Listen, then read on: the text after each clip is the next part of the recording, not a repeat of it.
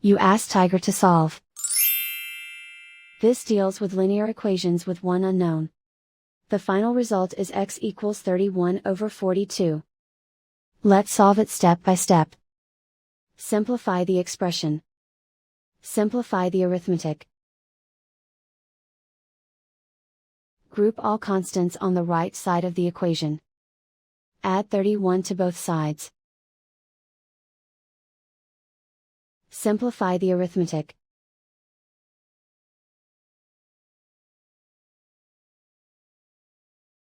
Isolate the x. Divide both sides by 42. Simplify the fraction.